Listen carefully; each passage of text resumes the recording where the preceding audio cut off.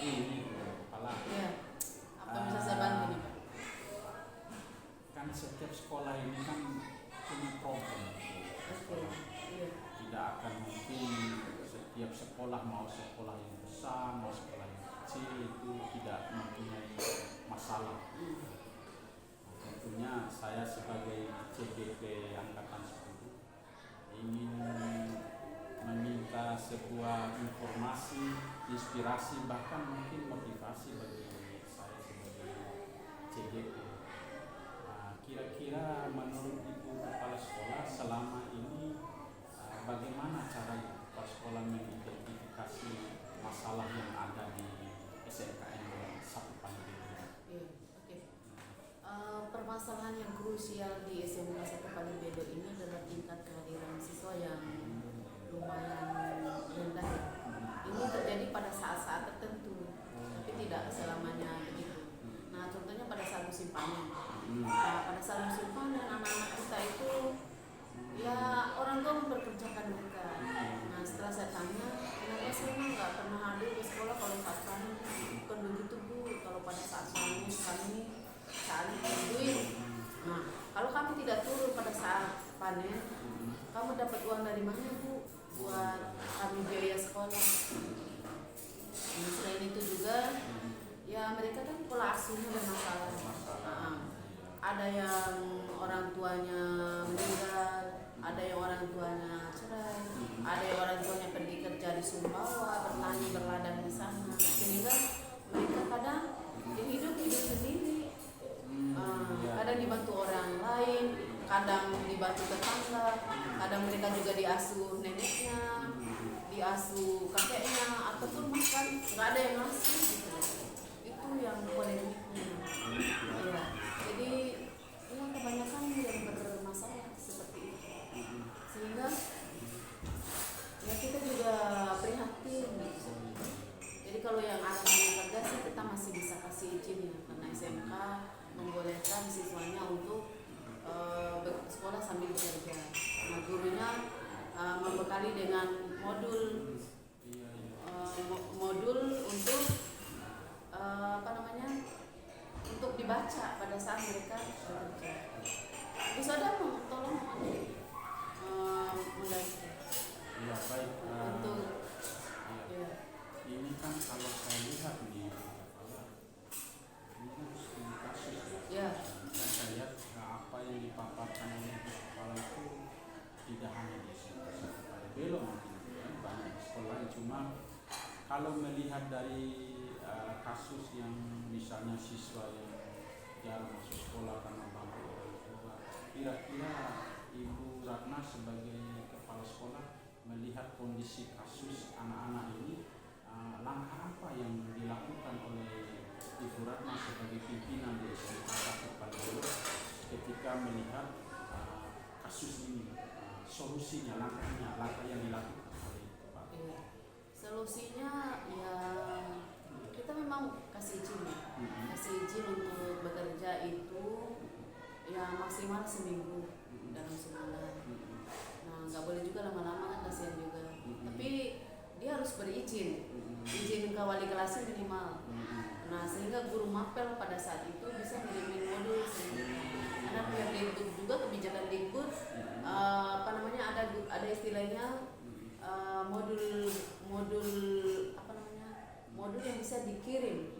Ada istilahnya guru kunjung, terus ada istilahnya mereka bisa dikirim modul, jadi seperti itu. Jadi pihak Dinkutnya untuk SMK memberikan keleluasaan untuk memfasilitasi anak-anak yang bekerja ini, sehingga dia tidak merasa merasa gimana gitu kalau meninggalkan sekolah. Jadi sah-sah saja. Kalau cuma seminggu dan berizin tentunya. Berizin, mereka harus melayangkan surat izin. Bu, mau izin untuk bekerja seminggu.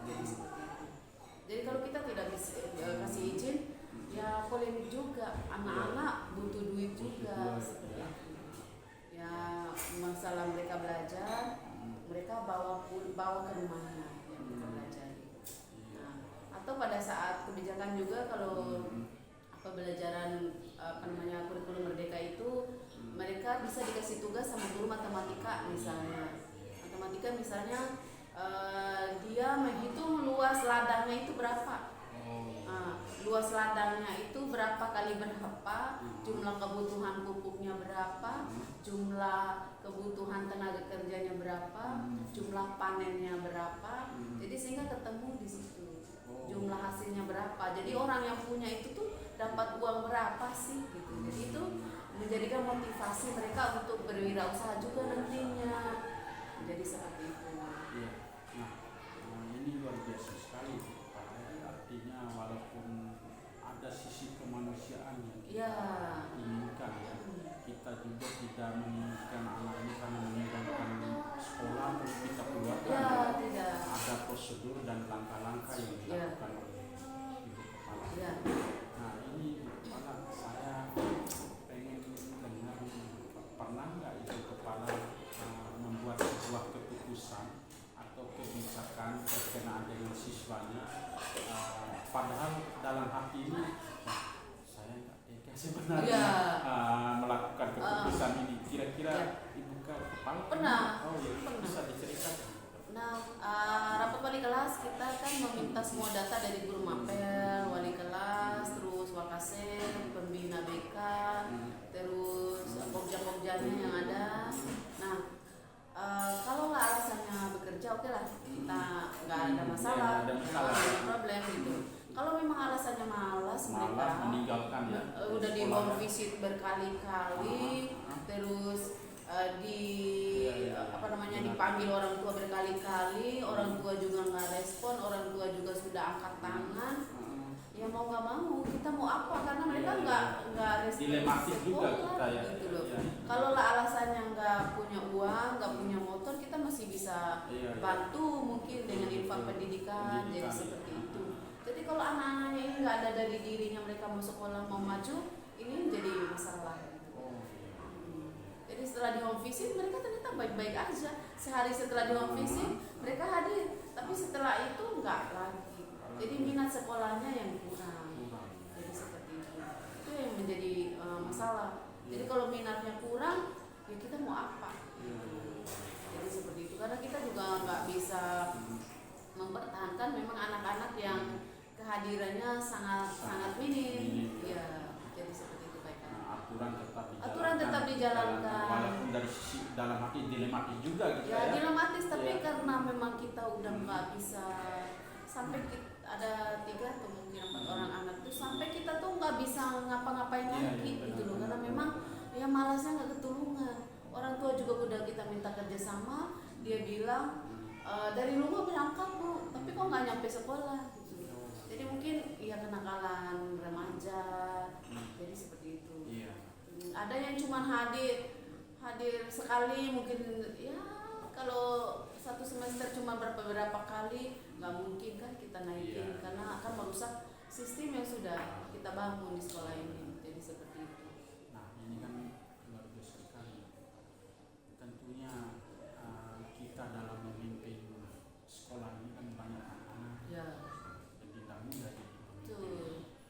Artinya menangani banyak orang dengan sisi kepala yang berbeda, pemikiran beda, kadang menurut kita ini karakter beda, dan yang ini kan.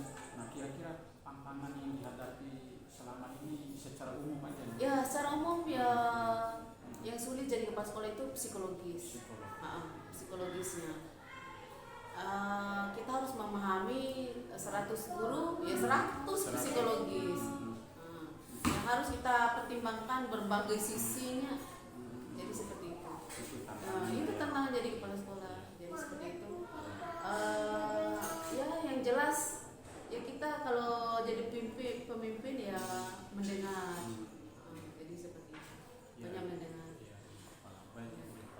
Pertanyaan selanjutnya, dalam menangani kasus-kasus siswa itu apakah terjadwal atau tidak? Kalau kasus kan nggak bisa kita jadwal ya. Mengalir begitu. Tapi kalau home visit itu akumulasi dari kasus dari beberapa minggu atau beberapa bulan. Nah, dari hari ke hari kita pantau kasusnya Iya. Kak. Kayak kemarin kan ya namanya juga anak-anak baru masih adaptasi dengan istilahnya dengan kampung yang ini, kampung yang misalnya kampung di sini kan kampung Tongorisa dengan Kaboro misalnya. Nah, ya hanya karena status WA, ini kan fenomenal di remaja. Iya. Status WA, ya Allah bisa saling pukul gitu loh besoknya. Hanya karena gertakan bisa jadi mereka nangkapnya itu gertak gitu loh. Are you ready? I'm ready, misalnya kayak gitu kan. Ya udah, pas besoknya langsung jos gitu loh. Aduh jotos pas keluar main, kita KBM itu udah kita jaga di dalam kelas, mereka udah kita jaga nggak memungkinkan untuk berangkat, memanfaatkan waktu keluar main coba untuk saling baku hantam. Nah, setelah itu kita damaikan, setelah berdamai mereka berjanji tidak akan mengulangi kembali. Nah, timbullah orang-orang kampung, nah saudaranya yang nggak terima. Jadi itulah ya ketika anak-anak ini bersosialisasi dengan temannya yang lain yang beda kampung atau beda kelompok, jadi seperti itu timbul muncul keegoan suku lah, keegoan geng misalnya, jadi seperti itu. Apalagi mereka kalau ikut ya macam-macam organisasi seperti itu, ada jiwa korsa lah istilahnya. Satu yang menderita, yang lain ikut, jadi seperti itu. Padahal akhirnya, tentu benar ya. Benar, salah. Nah, akhirnya mereka ya saling cari lagi di luar. Nah, setelah cari di luar kita selesaikan di kantor polsek lah ya. Karena kalau kita selesaikan di sini takut kita kena masalah gitu loh. Ya kalau terjadi perang kampung di sekolah kita yang jadi penyebab kan nggak ada keamanan. Jadi seperti itu. Baik, ya, solusinya begitu. Yang saya pelajari di nilai-nilai kebajikan dalam pengambilan keputusan di modul 3.1 itu adalah di poin nomor 9 itu ada langkah-langkah, ada 9 langkah. Yang poin nomor 9 itu membangun rasa empati. Yang terakhir saya dari 9 langkah modul itu saya tertarik pada membangun rasa empati. Kira-kira bagaimana? Empati itu ya ke anak-anak coba kita ini ya. Ada sekarang ada program yang bagus dari Dikbud, yaitu infak pendidikan. Nah, 35% anak-anak kita ini kan tidak mampu. Jadi coba hari Jumat itu kita jalankan infak pendidikan. Jadi minimal 2.000 anak-anak sekali seminggu. Setelah itu kalau guru kan ya bebas lah ya, namanya juga infak ya, tidak ada maksimal dan minimal. Nah, semoga harapannya itu kita bisa sama-sama berempati terhadap saudaranya yang lain gitu. Nah, yang uang-uang ini kita kumpulkan, kalau harapan Pak Kadi sih dikumpulkan di satu rekening BSI. Nanti sebulan itu kita distribusikan. Jadi misalnya bulan ini kita bantu 3 anak dulu. Jadi seperti itu. Kalau ada sisa dari 3 anak itu, sisanya di-store ke rekening BSI-nya di Dikbud. Nah, untuk membantu anak-anak yang lebih luas lagi. Nah, itu salah satu cara kita membangun rasa empati terhadap anak-anak sesamanya. Ya, ada 2 pertanyaan terakhir ini. Tentunya dalam menyelesaikan problem di sekolah ini ada faktor-faktor orang-orang yang membantu ya. Pasti baik. Siapa aja? Ada Wakasek terutama ya guru BK, terus guru-guru yang lain juga semua membantu. Kamu nonsen kepala sekolah kerja sendiri, Pak, nggak ada.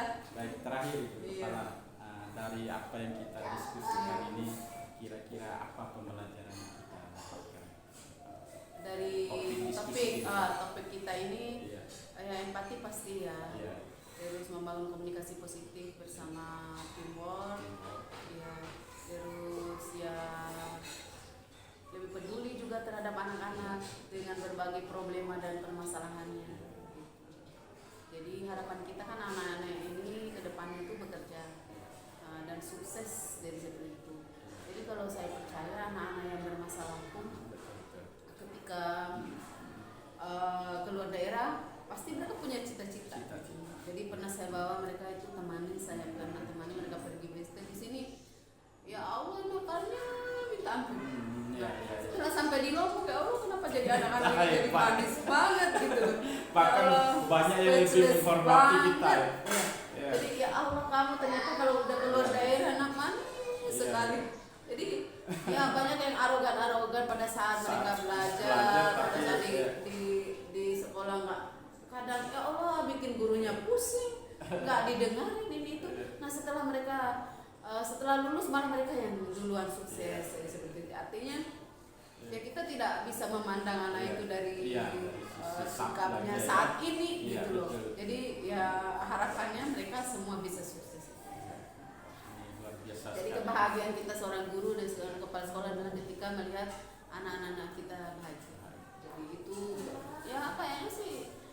Ya hadiah dari Allah tuh untuk kita guru pahlawan tanpa tanda jasa itu bahagia banget ketika lihat anak-anak kita bahagia. Jadi cukup seperti itu. Wah, luar biasa sekali Ibu Kepala ya. Terima kasih banyak Ibu Kepala sudah berbagi dengan saya. Moga-moga ke depannya ini akan menjadi semangat kita. Satu kesimpulan yang saya dapatkan bahwa murid adalah segalanya bagi kita, dan murid tidak bisa kita justifikasikan bahwa murid ini gagal dan tidak, tetapi kita sebagai guru, kalau dalam istilah guru penggerak itu memang dalam tanda kutip menghamba kepada murid. Ya, betul. Jadi tanda kutip maksud saya menghamba bukan dalam konteks keagamaan, tetapi melayani dan melayani bagaimanapun kondisi siswa kita dengan berbagai karakter, sebagai guru kita harus paham wah ini anaknya mau betul. Jadi alhamdulillah kita sudah berproses di SMK 1 Palibelo ini. Semoga kedepannya sekolah kita semakin jaya dan memberikan makna hidup kita bahwa hidup di dunia ini adalah pengabdian sebagai seorang guru. Terima kasih Bu Ratna atas wawancara singkat kita. Semoga sukses. Billahi taufiq hidayah. Assalamualaikum. Waalaikumsalam warahmatullahi wabarakatuh. Oke deh. Sip. Alay. Sudah. Ya, assalamualaikum warahmatullahi wabarakatuh. Waalaikumsalam. Gimana kabarnya Pak Tursana? Alhamdulillah. Sehat-sehat saja. Baik Pak Tursana, terima kasih banyak. Sebelumnya saya hadir di sini tidak ada yang lain untuk bersilaturahim, sekaligus ada beberapa hal yang saya ingin tanyakan, terutama Pak Tursana sebagai kepala sekolah di SMKN 1 Woha, sekaligus pernah menjadi kepala sekolah di SMKN 1 Palibelo.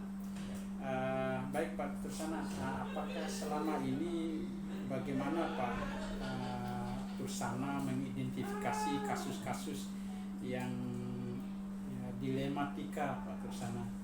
Di setiap sekolah itu kan punya persoalan Pak Tursana, baik siswa maupun gurunya. Kira-kira sebagai seorang kepala sekolah, bagaimana mengidentifikasi persoalan dan kasus-kasus yang ada di sekolahnya Pak Tursana? Ya, terima kasih atas kesempatannya. Jadi begini Pak Eka, selama saya menjabat kepala sekolah, saya selalu menekankan teamwork. Jadi kerjasama antara kepala sekolah dengan kacul, dengan kepala bengkel, dengan wali kelas, dengan siswa, dengan orang tua siswa bahkan.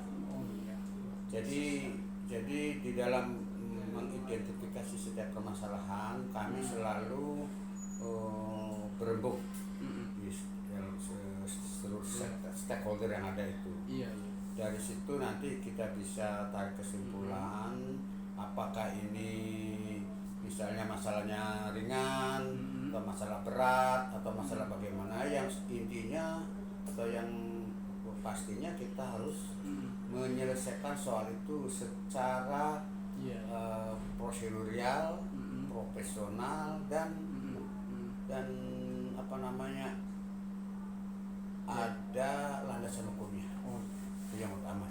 Berarti setiap problem di sekolah maupun guru, baik siswa maupun guru maupun masyarakat, saya lihat Pak Tursana sudah menjalankan proseduralnya ya. Berarti untuk langkah-langkah yang selama ini apa saja, apakah melalui rembuk rapat ataukah melalui kerjasama dengan orang tua wali ataupun semua elemen sekolah, apakah itu sudah dijalankan semua oleh Pak Tursana sebagai kepala sekolah? Ya, terima kasih ya. Iya. Jadi sekali lagi setiap permasalahan kan tentu ada solusinya, ya, harus kita yakini. Yang kedua, setiap permasalahan itu kembali kita ini teamwork. Jadi saya di dalam memanage SMK ini itu semuanya itu harus bersama-sama, saling sinergis, saling memberikan masukan, saling memberikan penguatan, sehingga nanti kepala sekolah melalui rapat terbatas bisa menarik kesimpulan terhadap permasalahan itu. Jadi intinya adalah kita rapat terbatas dulu, kemudian baru nanti kalau masalah berat kita jelas melibatkan orang tua siswa. Jelas kalau misalnya ke siswanya jelas melibatkan orang siswa, kalau guru ya kita melibatkan semua guru. Tapi selama ini kita selalu melibatkan seluruh stakeholder, orang tua, bisa juga dari misalnya dari kepala desa, kemudian dari unsur Binsa Kantimas kalau kita dengan siswa itu. Kira-kira dalam hal proses pengambilan keputusan, apa saja tantangannya Pak Tursana yang Pak Tursana hadapi selama ini? Ya, terima kasih. Jadi tantangan selama ini biasanya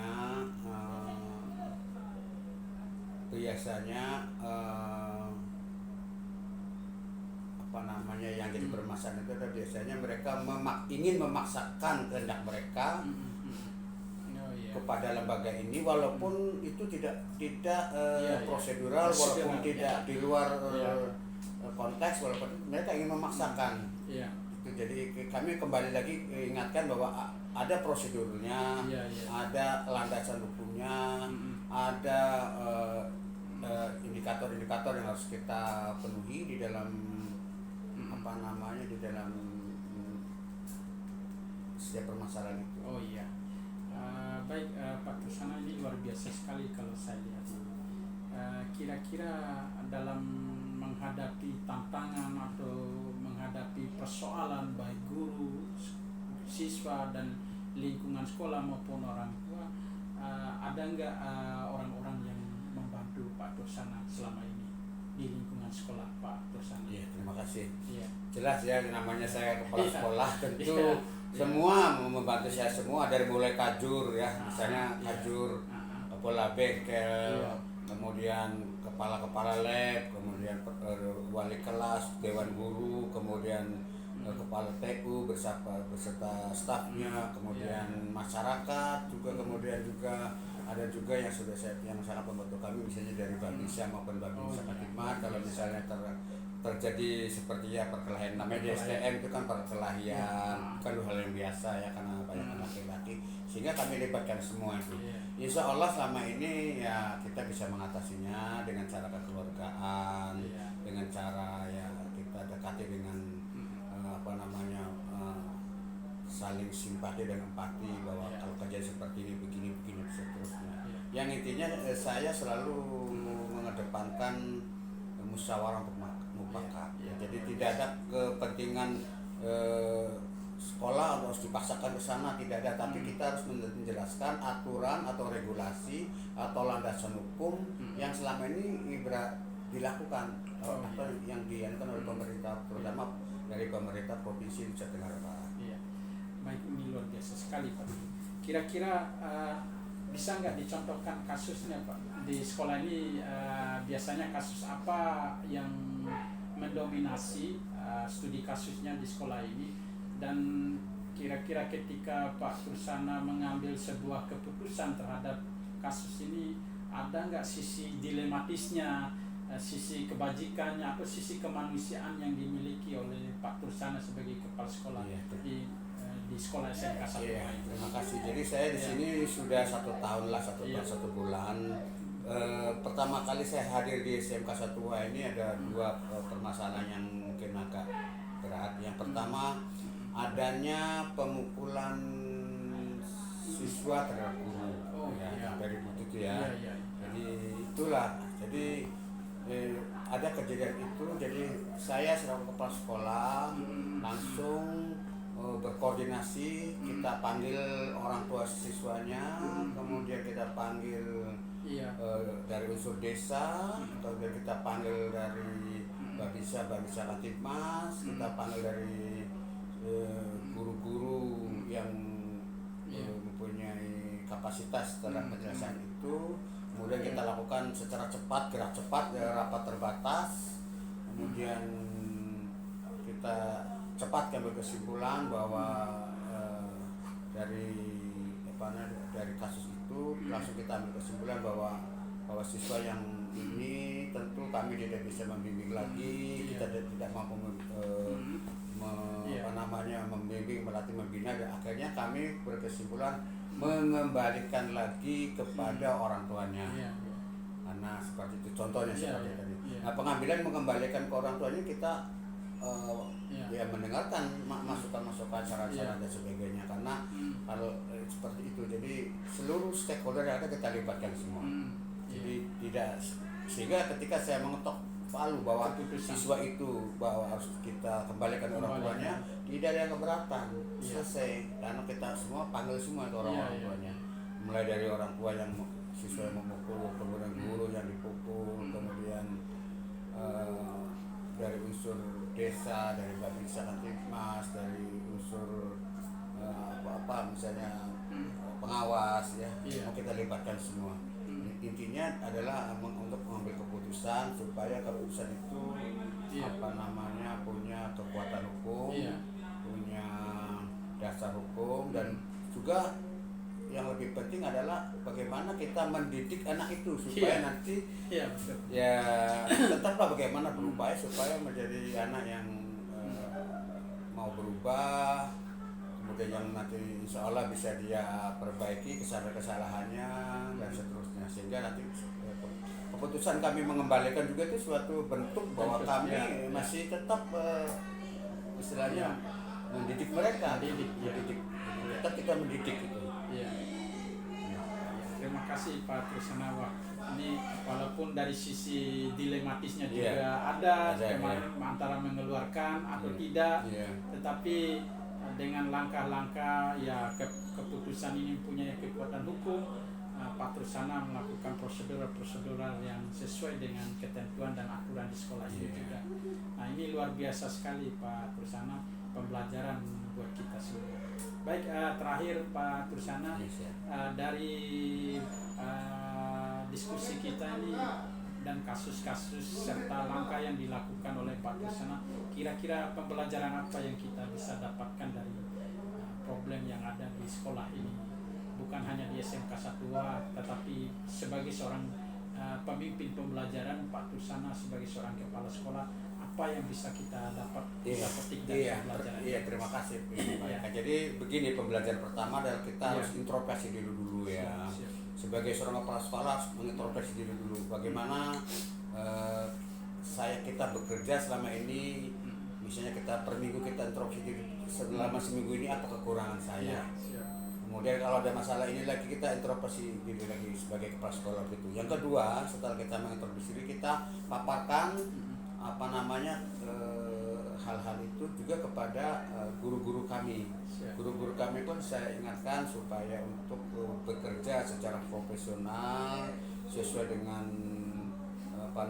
undang-undang guru dan dosen tadi itu, bahwa guru adalah tenaga profesional yang mengajar,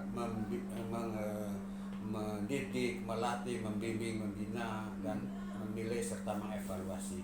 Jadi kembali lagi kalau kepada guru-guru saya mengedepankan itu, bekerjalah secara profesional. Nah, jadi kalau kita sudah profesional, guru sesuai dengan tadi landasan hukumnya adalah undang-undang guru dan dosen tadi, maka kita tinggal mendorong tentang Iya. kita tinggal memotivasi, kita memfasilitasi apa-apa yang menjadi kebutuhan guru dan pegawai kami. Iya, iya. Jadi itu intinya profesional dan selalu introspeksi diri. Wah, luar biasa sekali Pak Tersana. Terima kasih banyak atas kesempatan dan waktunya. Semoga ini akan menjadi inspirasi bagi kami guru-guru penggerak untuk kedepannya agar mau terus belajar dan mengintrospeksi diri bagaimana sesungguhnya menjadi pemimpin pembelajar baik untuk dirinya sendiri maupun lingkungan sekolah. Saya kira itu aja Pak Tersana. Iya. Terima kasih. Iya. Billahi taufiq hidayah. Wassalamualaikum warahmatullahi wabarakatuh. Berapa menit? 10.